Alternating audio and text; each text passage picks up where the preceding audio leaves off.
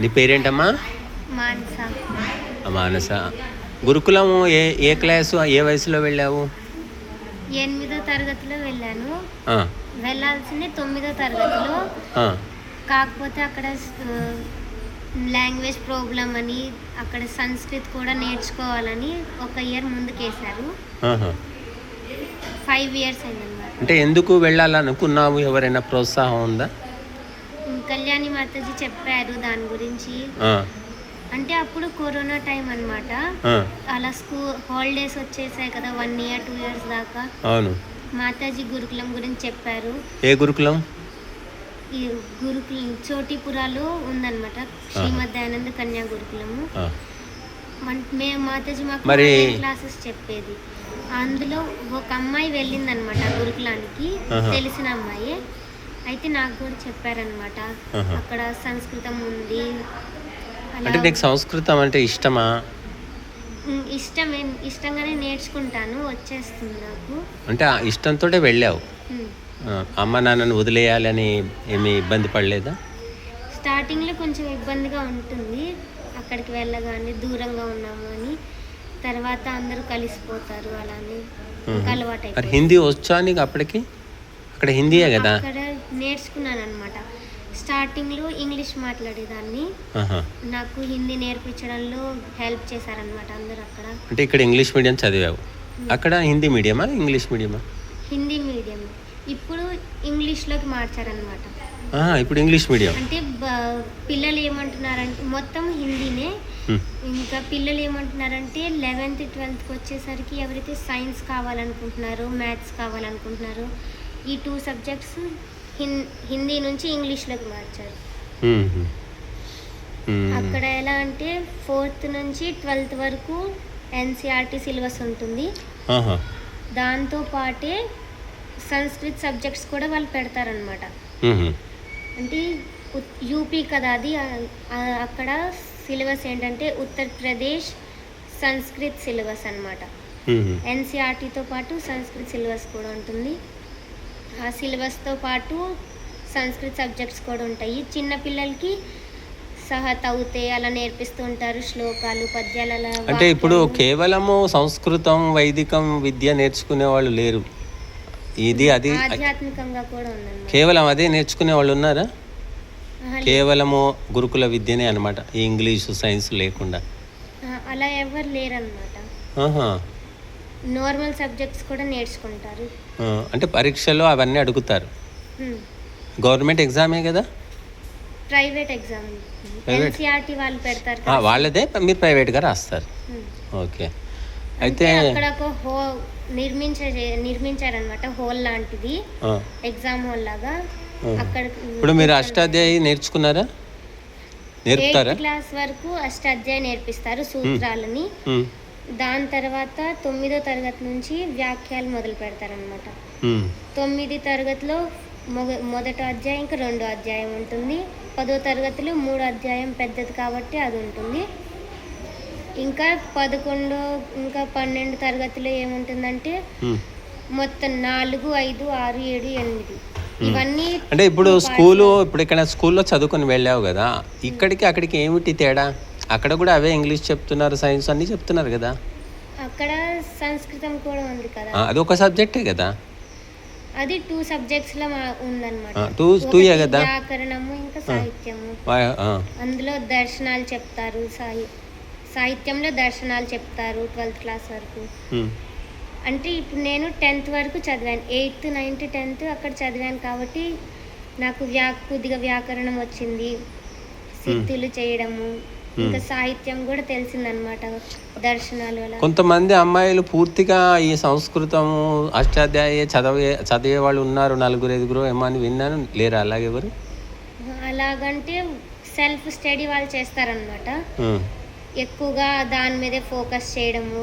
ప్రతియోగితలు ఉంటాయి కదా, ఇటు అటు పెడతారు కదా, వాటికి వెళ్ళడము.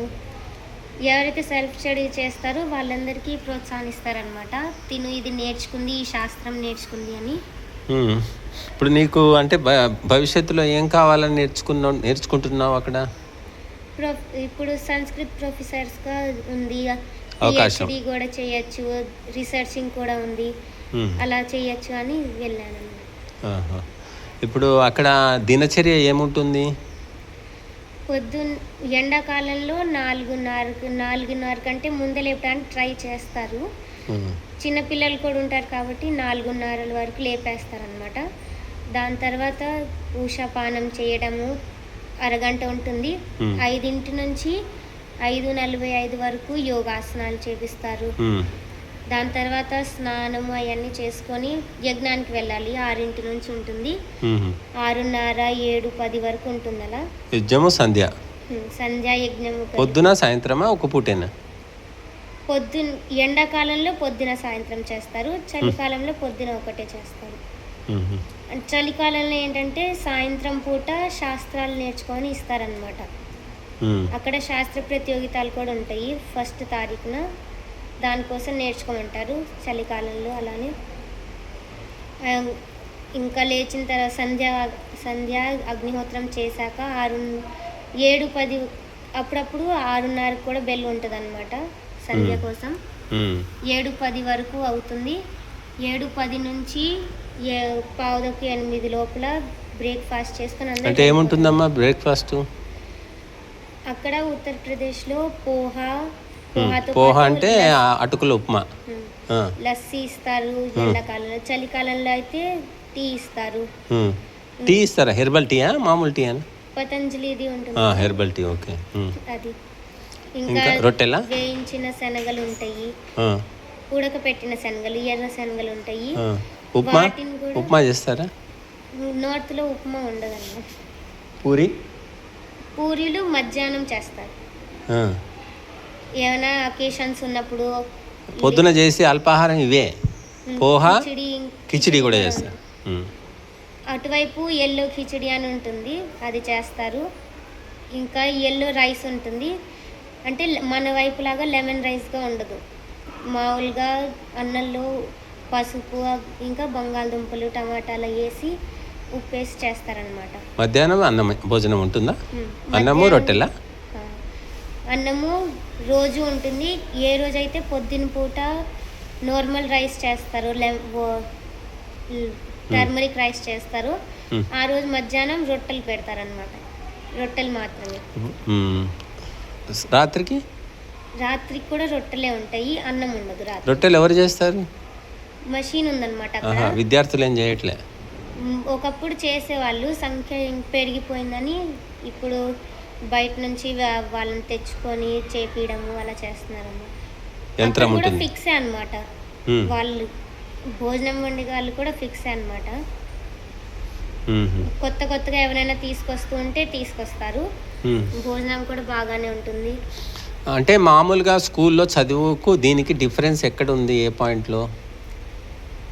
సరే సంస్కృతం ఉంది కాక ఇంకేమైనా ఉన్నాయా తేడాలు?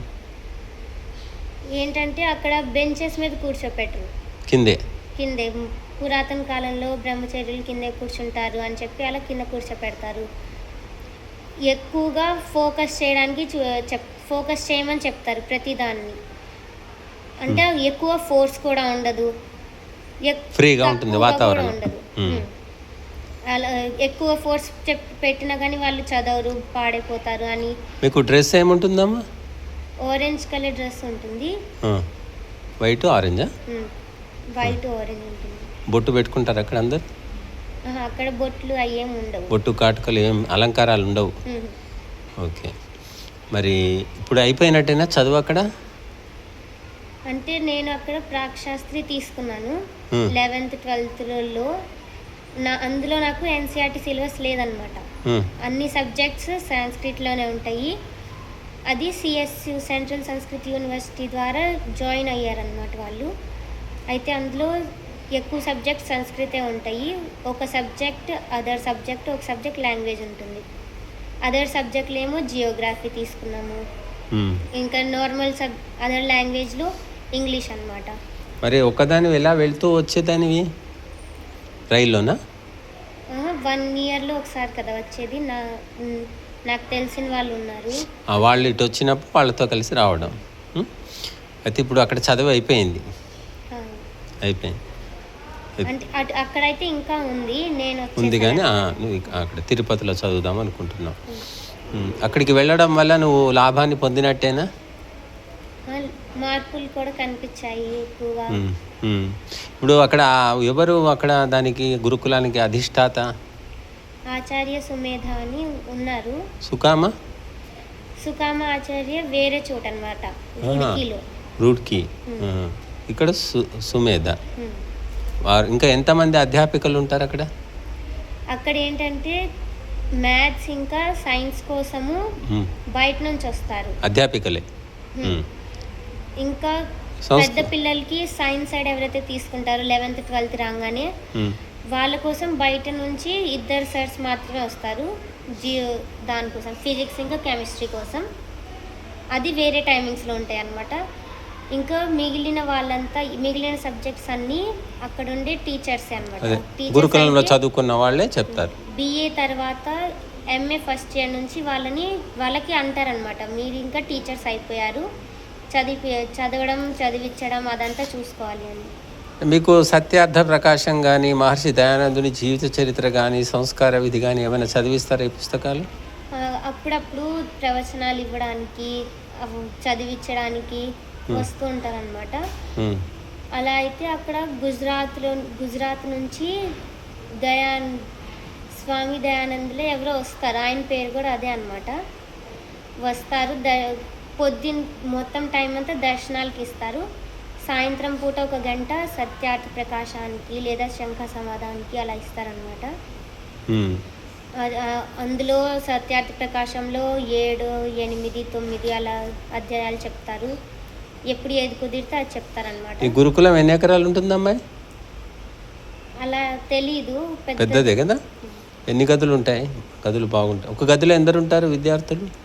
ఒక గదిలో 15-16 మెంబర్స్ అలా ఉంటారు. పెద్ద గది, విశాలమైన గది. అంటే మంచాలు ఉంటాయి, కింద పడుకోవడమేనా? అంటే అక్కడ రూమ్స్ ఎలా ఇస్తారంటే పెద్ద నుంచి చిన్న వరకు ఉంటారు.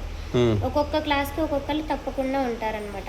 బిఏ 3rd ఇయర్ నుంచి ఉండడం మొదలు పెడతారు, అలా కింద 4th క్లాస్ వరకు ఉంటారు. అంటే కింద పడుకోవడమా మంచం ఉంటుందా? పెద్దవాళ్ళు అంటే బిఏ 3rd ఇయర్లో ఎవరైతే ఉంటారో వాళ్ళు మాత్రమే మంచాన్ని ప్రయోగిస్తారు. దాని కింద నుంచి ఎవరైతే ఉన్నారో అందరూ కింద పడుకోవడం లైన్లో. అంటే నువ్వు కొత్తలో వెళ్ళినప్పుడు ఇట్లా గదిలో 5-6 ఉంటారు అన్నావు కదా, 5-6 మందేనా ఎందరు గదిలో? ఒక్క గదిలో అంటే నాకైతే ఇలానే చెప్పారు, 5-6 ఉంటారని. కానీ అక్కడ వ్యవస్థలు అవన్నీ చూసిన తర్వాత అనిపించింది ఇంతమంది ఉంటే సరిపోతుంది అని. అక్కడ పడుకోవడానికి కూడా ప్లేస్ ఉంటుంది. మరి ఇంతమంది ఉంటే గొడవలు రావడం, ఇబ్బంది పడడం ఏమీ లేదు. వేరే వేరే క్లాస్కి ఉంటారు కాబట్టి కలిసిమెలిసి ఉంటారు. ఒకవేళ ఎవరైనా గొడవలు పడినా కానీ చెప్పడానికి ఉంటారనమాట, ఇలా చేయకూడదు, నీది తప్పు, ఇలా ఇద్దరిది తప్పు ఉంటుంది, ఒకరిది తప్పు ఉండదు. పర్యవేక్షకులు ఉంటారు అంటే అక్కడ పెద్దవాళ్ళు చిన్న వాళ్ళని చూసుకుంటారనమాట.